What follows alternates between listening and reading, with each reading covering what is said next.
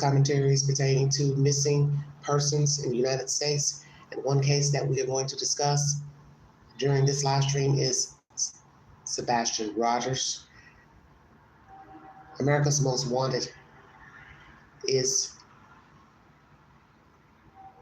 the proprietor of this said information. If you need verification, please check my community page for the information said updates. Thank you for your time. Missing Persons, a new show following the lead of the iconic true crime series. We have one mission: to bring missing loved ones home. Every person you'll see on this screen tonight has someone waiting for them. A parent, a child, a friend, a community that refuses to give up, and neither will we. We've assembled a team of experts who dedicated their lives to solving cases and helping others. Derek Levasseur, you may know him from Big Brother, but he also has worked undercover with the FBI, DEA, and Secret Service. Elizabeth Smart, a survivor and advocate whose abduction recovery was made possible through America's Most Wanted. Payne Lindsay, whose investigative true crime podcast, Up and Vanished, has brought cold cases back into the national spotlight. And tonight's special guest, Callahan Walsh, a familiar Callahan does incredible work with the National Center for Missing and Exploited Children. Thank you so very much, everyone, for joining us. Let's get to our first case now. A missing child, Sebastian ROGERS. On February 25th, 2024, Sebastian's mother said goodnight to her 15-year-old son. The next morning, Sebastian was gone. I think you out. Yeah, right now, my hair, my hair's right now. I'm going to be wearing a black sweatshirt, black sweatpants. You know, those have a lot of autism. Just water out. Sebastian is tall and skinny, has a contagious smile, loves video games, loves cats. Boundless amounts of energy. Sebastian reminds me of a deer prancing through the woods, you know, enjoying the smell, the breeze, new things. That's my son. Hi. Brief everybody. Welcome to the Vault Excel. Thank you all so much for joining me. This is pertaining to missing persons segment on America's Most Wanted. I want to thank them for this commentary pertaining to Sebastian ROGERS and also other missing children and adults here in the United States. 25th, the day before Sebastian went missing, Chris was in Memphis at work. So Sebastian and I went to Texas Roadhouse. After dinner, right around 9 o'clock, he laid down. I heard a noise in his room. I said, I don't care what you're doing, but you gotta knock it off and you gotta go to bed. And he answered, you know, yes, ma'am. And I said, okay. And that was the last time that I spoke with Sebastian. The next morning, when I went in his room, he wasn't in his bed. After a minute or two, when I couldn't find him, I called Chris and I said, I can't find Sebastian. He's not in the house. I got off of work and I had a text message from Sebastian's stepfather. And I said, hey, I don't know how to tell you this, but Sebastian missing. I headed straight over to their house. I started driving through the neighborhood. I was panicking. I was looking everywhere, like, where is he? What happened? Did he go with someone? Did someone take him? By the time I pulled into the school, Christopher was already telling me to turn around because the authorities were on their way. They used helicopters, they used drones, they used ATVs, horseback. An extensive search didn't yield one significant lead or even a glimpse of the boy on any doorbell cam video. Days later, investigators combed through a landfill, still saying they had found nothing. We have nothing. We just have speculations. We get criticized, the father gets criticized, law enforcement's been criticized. Online sleuths are really analyzing videos and creating their own theories. Sebastian is putting something in his pocket. Surveillance footage from a neighbor shows two people outside of Sebastian's house that night. Something happened. Tonight marks 1 year since Sebastian Rogers disappeared near Beach High School in Sumner County. My life is not the same without my son. He's not here. He's somewhere. Someone has him. This year has been the worst nightmare I could have imagined to come alive. Just was whoever has him. Coming back. It's my son.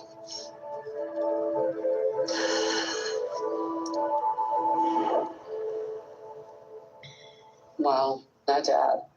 You can feel it. So we want to talk about theories now, Payne, and what might have happened with Sebastian. What are your thoughts? I mean, here's his house. They searched miles outside of that neighborhood for days. Helicopters on the ground. They even drained a lake. He's nowhere. I don't think Sebastian would have gone outside on his own. There's someone else involved here. Somebody who was familiar to him, but a stranger to everyone else. We also have to consider he could have left on his own volition. We know children on the autism spectrum tend to wander. According to the American Academy of Pediatrics, nearly half of all children on the autism spectrum will go missing at some point from their environment. Wow. But I think something caused him to flee his home. Was that into the open arms of a predator? Or was there a roaming predator that just happened to see Sebastian walking down through the neighborhood? And to me, one thing that stands out is his shoes. He always wore his shoes, according to his mom. Yeah, she shared a story that as a younger boy, he walked through a pile of dirt, turned out to be a bed of fire ants, and he had a thing about always wearing his socks and shoes. I can't think that a 15-year-old child would get up in the middle of the night and leave without his shoes in February. It's cold. So for me, that says that someone has come and taken him, or someone else is involved. Someone knows something. And as easy as it is to be like, oh, that could never happen, like your bedroom is the safest place in the world. Well, no, bedrooms are not the safest place in the world. I was taken from my bedroom. It can happen to anyone. Yeah. So when you consider what you just said, Elizabeth, and according to Katie, that night she goes to bed, he goes to bed, then around 10 p.m. there's a bump or a thud. She calls out to him. He says, I'm fine. Yes, ma'am. I'll stop moving. And then that's the end of it. And according to her, when she went to bed, the doors were locked. And when she woke up, the doors were locked. Were the windows locked? That's a big question. Were they secure? Because if they weren't, it could mean one of two things. That thud, him responding, was someone else in there with him? Or someone was with him and going. Exactly. So I do want to bring up this home security camera footage. This looks like foot traffic right in here. Yeah, if you look at the footage here, you can see subject number 1, allegedly, right? It looks like something that's illuminated, which, by the way, we haven't mentioned it yet. According to Katie, there was a flashlight that Sebastian liked using that was missing. So you consider that, it does look like two people holding flashlights. Yes, that paints a picture that is foul play. Yes. So I want to help the public now. We want to find Sebastian. What do you say to people, Elizabeth? First of all, to the 16-year-olds of the country, the high school age, really, if you know someone who looks like Sebastian, if you know something about Sebastian, tell your parents, call into the show, call the police, report it. This might be the break that we need. To the parents, if you have seen a 16-year-old boy that looks like Sebastian, do not be afraid to pick up the phone and call. There is a $50,000 reward to help find him. Sebastian Rogers was about 5'5" when he was last seen, and he wears glasses. Sebastian is not comfortable with strangers. If you're someone from this small town and you're in this neighborhood, check your cameras. There might be someone sitting on some doorbell cameras footage. I bet you he's in this small town in Tennessee. Wow, that's an interesting theory. But this isn't the most rural area in the world. We're not talking about out in the Rocky Mountains. This is a neighborhood. There's a highway going to this. There's high foot traffic everywhere, and still no sign of him. Wow. Exactly. Thank you to our team of experts. And you all know our purpose is to examine these cases and give people watching information so they can bring the missing home. And I want to thank Callahan. I'm so glad that you're with us right now. We'll see you next week.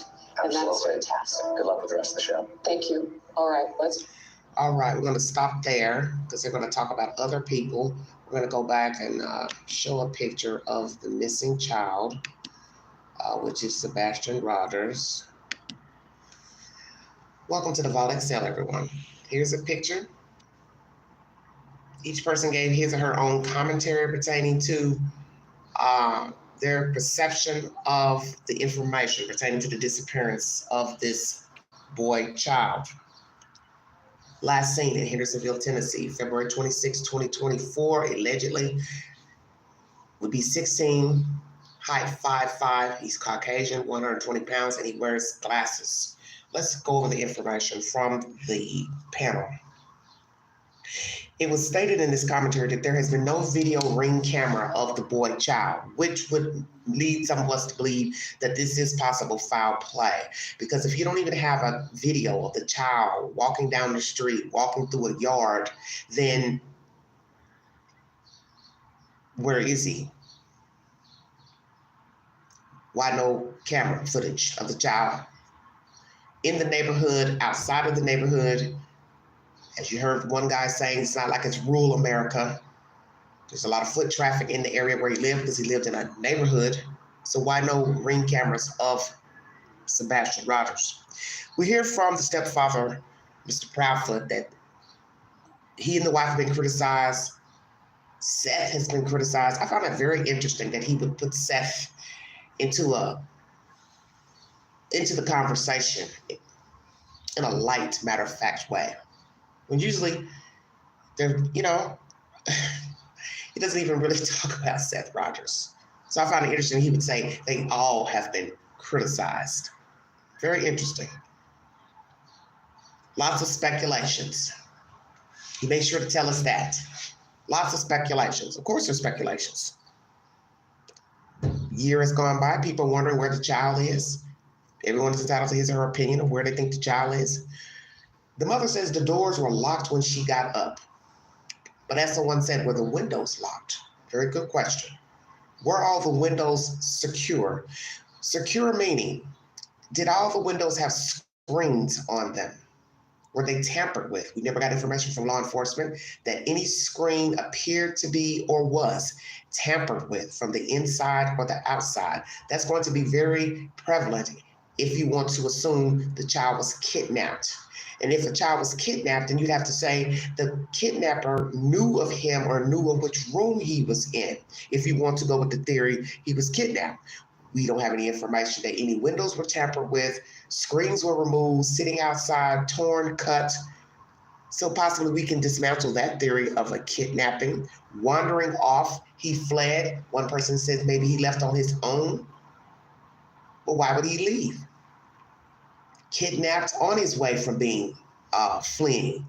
Possible scenario. So did the child leave the house and some creepy crawler was out lurking about and saw Sebastian walking, offered him a ride, or snatched him up off from foot? Foul play. Someone personally knows the child and removed the child, causing his disappearance, such as a parent, relative of the child, parents.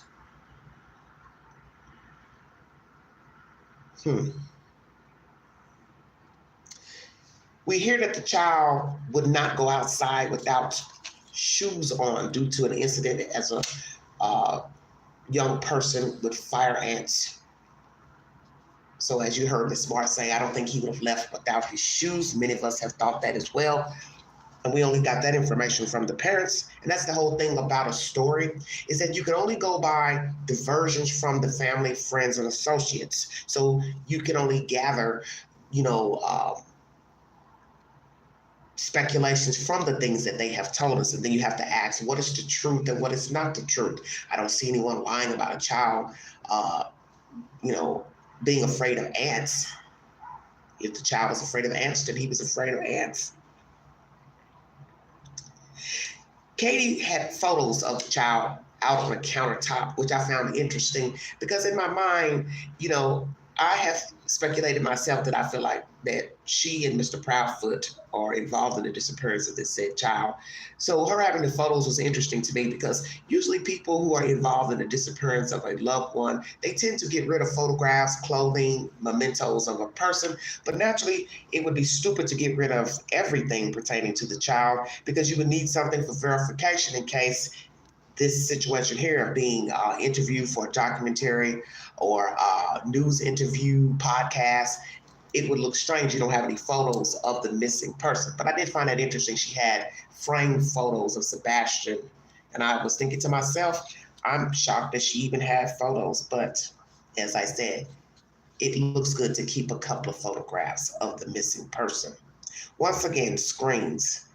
Never heard that any screens were removed from the windows to assert that someone went in the house and took the child out. We don't hear anything about security cameras from the house itself or any type of video surveillance from the house, outside or inside. Why not? Did this family not have any video surveillance? It had been rumored that the mother worked for a security company, so many would have just assumed that she would have video surveillance. She and her husband, nice size home, it has a high value. Why would you not want to have security cameras inside and outside? You also have a child with a form of autism. Wouldn't you want to keep your child and your family and your home and valuables safe? They also allegedly had pets. So why not? Or did they have surveillance and it hasn't been mentioned to the general public? Very interesting information. We hear about the thud, the infamous stud, but she never goes in to check on the child allegedly. So she just assumed he went to sleep. She told him, cut it out in there. He said, okay, yes, whatever. Once again, that's someone's version. We don't really know if that was even a conversation that took place or a situation that took place.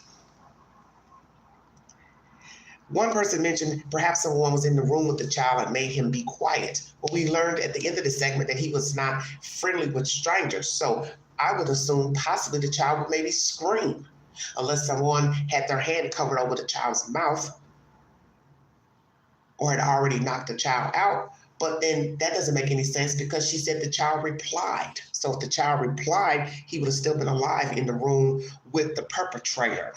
And then you have to ask yourself, if the perpetrator was in the room with Sebastian, how did both of these parties get out of the house undetected without the mother hearing someone open a door? And once again, you're going to naturally assume they had some type of ADT or security system to where your doors would ping when you open and close a door. So did this family have security inside or outside of the house? Is it true that the little boy did not take to strangers very well? He seemed like a happy kid, as the father described him, as a deer prancing through the wilderness, looking for anything new to explore. That would lead me to think that possibly he would be friendly to others. He seemed to talk very well. In videos that we've seen of him, seemed like a little jokester. Maybe he was a friendly child. I don't know. Once again, everything's a version. They talked about the flashlight video, the infamous video that makes people think that there were some creepy crawlies out into the neighborhood with flashlights. We also heard that the mother said he left with a flashlight. So we have a child allegedly venturing out into the dark, cold February, no shoes, afraid of being around ants, or it's just odd to me. I don't think he went out into the cold without shoes. If he went out, he either went out of fear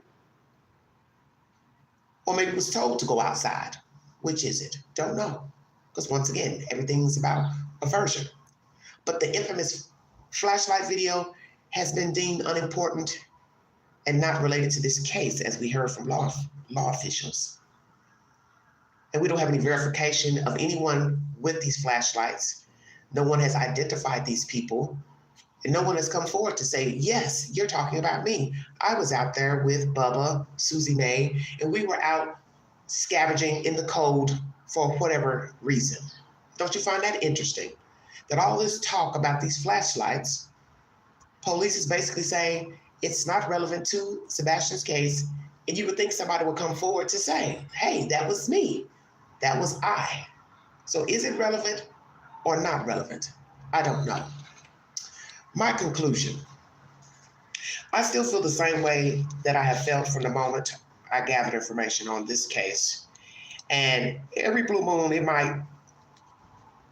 I might say to myself, as I did while listening to this commentary, could it be that the family is not involved? That's the Proudfoots and also Mr. Rogers. Neither parent is involved, or they are involved. So I'm going to ask them, are you all involved in the disappearance of your son, Sebastian Rogers? Either parent. Do you have knowledge of what happened to your child, and you are lying to law officials and the public? Where is Sebastian Rogers? Did this child flee on his own? Was he put outside? Harsh punishment, mother was pissed off, upset, allegedly she was the only one in the house. Someone came in and kidnapped the kid, made their way in without leaving any evidence that they broke in, or the child was removed for nefarious reasons. Mother, stepfather no longer wanted to be bothered with the child, and they got rid of the child, and he is not alive. And your last option is Mr. Rogers. He somehow got a hold of this kid or got someone to get into the house and get his kid. You're entitled to your opinion. But I believe it is foul play from the people who were rearing the child, which that would be the Proudfoots, and that's my personal opinion. I've always felt that way as time went on, and I listened to the information, listened to the interviews, the nefarious interviews that led these people to come to YouTube, the stepfather, and that's my assertion. You hear the father saying he believes someone has his son. Once again, as I've always said about Mr. Rogers, he's entitled to believe what he wants about his child because that's his child. That's not my child. And naturally, I don't have anything invested personally because I don't know these people. So if this man wants to believe that his child is alive, that is his right. He believes someone has his child, that's his right. You also heard in this commentary that possibly he's right around in the general area. Well, if he's in the general area, then that means he's hiding out somewhere. Someone's hiding him out. I don't think this child has the fortitude, one, to take care of himself and hide himself out deliberately. He has to be able to eat, use the bathroom, sleep. Naturally, if he was out wandering around, he would have been found by now. So if he's in the general area, that means someone is hiding him out. So then you have to go back to the beginning. How did that person get assets to get Sebastian Rogers? So all of that information leads me, everything that I've said in this commentary, back to the parents, the mother. She was the last one seen with the child out in public and allegedly got him home. But see, that's another thing. You don't have any proof or verification that the child ever made it back to his address. So that's why I would tell people to start at the beginning, because that's where the truth lies. You have only footage of a restaurant visit, and that is it. You have no verification that he ever set foot back into that house. You don't even have video to show he walked out of that house wandering or was kidnapped or anyone taking him. So if you don't have video of him wandering around, then you don't have video of someone entering the house. Bingo cards, that woke. See, everything is sitting right in front of you. You just have to ascertain the information and take it for what it is worth. If there is no surveillance of the child entering the house from the restaurant, there is no video of him exiting to wander about, then you don't have video of someone breaking and entering, nor taking him out of the house. So that means it's foul play within the house, and that leaves Mrs. Proudfoot. I believe she is the orchestrator, proprietor of the child disappearing. She and her husband, I believe they all have knowledge. And I believe perhaps the child never made it back to his address. And that is why you have no video ring camera of the child going into the house, coming out of the house to play, wander, empty the trash, because he never made it back to his home. And they have been deceiving the public, law officials, that the child made it back. What I think is that when she made it back home, she drove her vehicle into the garage, shut the garage, so you would have no way of knowing that even Mrs. Proudfoot made it back to the house, except for seeing her car drive up into the driveway. And I find it very interesting that no one on the street has any ring camera or video camera. But see, you always have to read between the lines. Listen carefully. No surveillance of the child does not mean there's no video ring cameras on the street. Ding, ding. Say it again, Queen. We don't have surveillance of him coming and going on that fateful weekend up until Monday morning. But there are neighbors with Ring cameras. They just don't show Sebastian ROGERS playing about, entering in and out of the house up until Monday morning. And the fact that she only checked for 2 minutes, 3 minutes, as someone said on another channel, that's the infamous number, 3 minutes. And we heard that with the cupcake case in Alabama. Oh, I looked outside, or I went inside for 3 minutes and I came back out, boom, boom, boom, they were gone, blah, blah, blah. It's always 3 minutes, as someone said, an odd number. Because 3 minutes, 2 minutes sounds better than saying, oh yeah, I went and lied down for 15 minutes, I came back outside, my kid was gone. Because then someone will say, well, damn, you weren't watching your kid. Stay woke. So you have to give a small number to make it look like you just went and did something for a few minutes and then came back out and the person was gone, the kid was gone.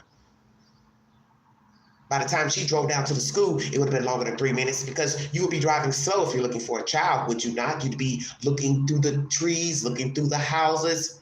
It'd be a longer drive than 3 minutes. And then she said she returned back because her husband told her to return because law officials would be coming to the house. She would need to talk to them. You're entitled to your interpretation. I believe this case is foul play. I don't even think the child is alive. It'd be wonderful to know that he is, but then it still goes back to the beginning of the story. How did he get to be with this person or persons to be alive and hidden? And so far, you don't have any proof of a kidnapping. So most of these theories have been debunked, except for foul play within his domain by his own biological mother, stepfather, and any other cohorts that know these individuals. That's my commentary. Like, share, subscribe, drop your comments below this video. I'll put up a poll pertaining to this America's Most Wanted segment. Weigh in, follow the Queen on the Newsbreak app. And if you'd like to donate to this great network, $McAngie129 Cash App. Stickers and chats are always welcome during the live stream. There's a $50,000 reward for the disappearance of this child. If you have any information pertaining to this missing kid, please notify authorities, FBI. Do not feel shame or fear. This is a child. He's a child of God. And the truth needs to be known. So if you have any information where this child can be found, located, please tell the truth. And sadly, we live in a society where others hold the truth to the disappearance and unaliving of individuals. And it's very hard for some people to even ascertain this information. But from many true crime stories, we have learned that there are other people involved and have knowledge of what happened to a person. And I feel if you have knowledge of a person who is no longer alive, and you've been sitting on that information longer than 1 day, to me, you're just as guilty as the person that unalived them, because you know the truth and you heard the truth from the perpetrator. So to me, you are just as guilty. Are there others involved in the disappearance of this boy child? Are there others who have knowledge to where Sebastian ROGERS can be found and or located? What is the truth? Justice for Sebastian ROGERS. Thank you for your time. Have a wonderful weekend. You have been listening to the Vault XL. Thank you.